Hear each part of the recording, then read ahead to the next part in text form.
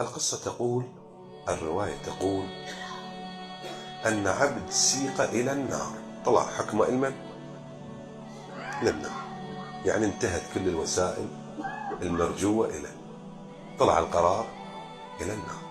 فإذا بصوت من باطن العرش من الله عز وجل: قف إن لك أمانة. حكم وين طلع؟ للنار. والصوت من الله عز وجل شيء له: قف لك أمانة. العبد يقول: ربي لا أذكر إني قد استأمنتك بأمانة في الدنيا، أنا ستنفعني الأمانة، بس أنا ما أذكر إني مأمنك على أمانة يا رب.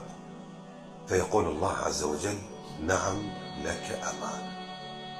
وما هي الأمانة؟ فينادي الله عز وجل الملائكة فيأتون بصندوق.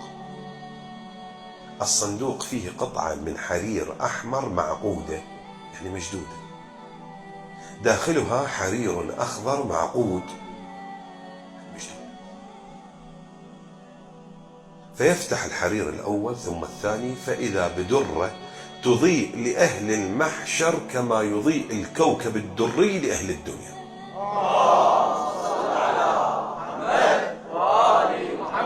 فتشكل عجيب هاي الدرة. العبد يقول: ربي لم تكن هذه الدرة لملك من ملوك الدنيا، ملك من ملوك الدنيا كلها ما عندها درة، أضاءت لأهل المحشر كما يضيء الكوكب الدري لأهل الدنيا. هذه شنو ربي؟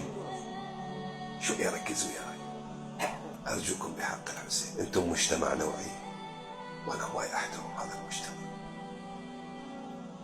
فيقول الله عز وجل: هذه الدرة من مجلس من مجالس الحسين قد مررت به، مو متعني له، مو مثل جنابكم، لا، انت مار مرور الكرام. فانكسر قلبك وجرت دمعتك، فأمرت الملائكة أن يحفظوا لك هذه الدمعة، هذه الدرة، لأضنك الأيام عليك. بعدنا ما بدينا بدوا هالشطرين. شو شلون إذا سمعوا حكي الحسين هسه، أقسم بنحر الحسين الكل راح يبكي. العبد يقول: ربي وهذه الدرة لي الآن، إلي هذا؟ فيقول الله: نعم عبدي، بعنيها فإني مشتريها. ربي أنت اللي قاعد تحكي، بعنيها فإني مشتريها. اسمع العبد شو يقول: ربي لا أعرف قيمتها حتى أبيعها، ما أعرف قيمتها ايش قد. فيقول الله، باعتبار الله عز وجل مشتري ما يصير يقيم، وإن كان هو أحق الحاكمين وأعدل العادلين، ايش قال له؟ قال: أترضى بتقييم أنبيائي؟ نعم يا رب أنا رضيت. فينادي الله عز وجل: يا آدم قيم لي هذه الدرة. فيقول آدم عليه السلام: قيمتها أن ينجو صاحبها من العرصات. ترى طلب كبير، طلع من النار يعني. فيقول الله عز وجل: لا يا آدم، قيمتها قليلة، فالحسين أعز. الله ايش قد عندكم غير ابويا انتم اهل الشطر. قعدنا بحوار ادم والوادم تمشي. فينادى على ابراهيم فيحكم ابراهيم، فيقول الله عز وجل: حكم اكبر من نجاة العرصات. فيقول الله: لا يا ابراهيم، قيمتها قليل، كلش قليل الضيف قيمتها، الحسين عندنا اعز. ولا يزال نبي بعد نبي حتى يصل إلى مقام نبي الرحمة محمد صلى الله عليه وآله، أبا القاسم محمد. اللهم صل على محمد وآل محمد. فيقول الله عز وجل: يا نبي الرحمة، يا نبي الرحمة، قيم هذه الدرة. ايش تتوقعون جواب النبي؟ المفروض يقيم غير حال الأنبياء؟ يقول يا رب عذرا عندي طلب. شنو طلبك؟ قال ربي اعفني، صاحب الدرة أولى بتقييمها. يا رسول الله أنت جد النبي وأبا النبي. يا رسول الله ليش ما تقيمها؟ قال عذرا يا رب، صاحب الدرة أولى بتقييمها، نادي لي على الحسين بمكاني، خلي ابن الحسين. هسه راح نبكي كل احنا سوية على كيفنا. الحسين راح يجي بهيئة انتم زايرينه بالدنيا ان شاء الله،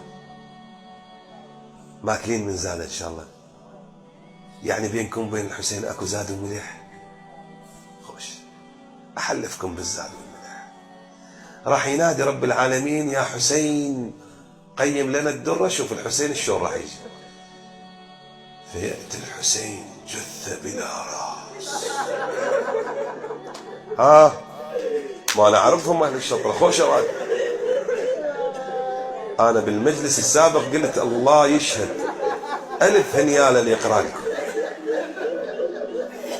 ايش قد غيورين على الحسين. اجرحك شويه. في روايه اخرى ياتي الحسين ويقول انا المذبوح بكربلاء.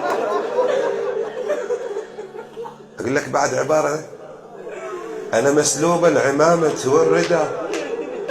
اخر عباره يقولها الحسين اذا اجى يوم القيامه ماكو شيعي ما يبكي. تعرفها شنو هي؟ انا مسبي النساء. الامام الصادق يقول لا تبكي عينا هناك لم تكن هنا باكيه. منا انت معقد جوازك مع الحسين، منا انت موقع يا غيور مع الحسين. الله. فينادى على الحسين، راح يبدي الحوار وانت ان شاء الله اهلا للسماع. اسمعها والله. ينادى على الحسين، حسين تعال قيم الدرة. قال يا رب تأذن لي؟ إيه لك، هو الحكي كله لك بعد، هو دنيا وآخرة الحكي لك. فيقول الحسين يا رب، يا رب تسمح لي بتقييم هذه الدرة؟ نعم يا حسين. يقول ربي قيمتها أن لا يكون صاحبها غريب كما كنت غريب في الدنيا. هذا الشطر الأول أنتم ما تحملتوا صرتوا تبكوا. اسمع القيمة الثانية، ربي قيمتها أن لا يكون صاحبها عطشان كما كنت عطشان في الدنيا. الله. يسوى التعب الحسين. بعد عندك قيمة حسين؟ نعم يا رب، حسبالي بس انتم تنجون، عوائلكم ما لها علاقة. قال ربي قيمتها أن لا يحرم صاحبها من أهله وعياله كما حرمت من أهلي وعيالي.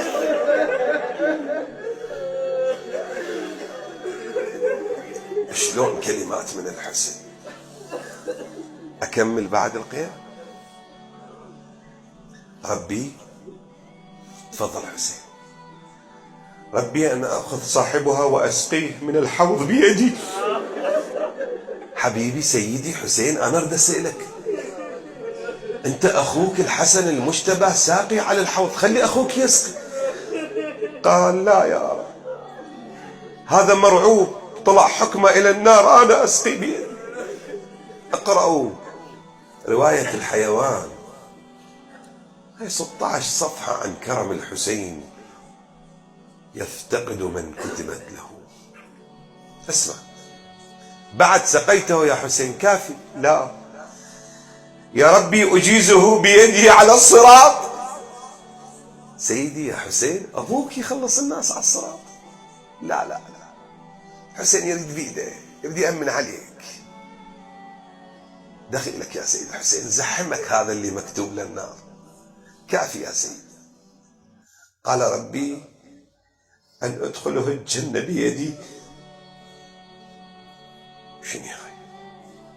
هذا الذي قبل ثواني كنا نقرأ عنه سيق إلى النار وكانت له أمانة درة واحدة من مجلس من مجالس الحسين قد مر بي. شلون اللي قضى حياته كلها بمجالس الحسين؟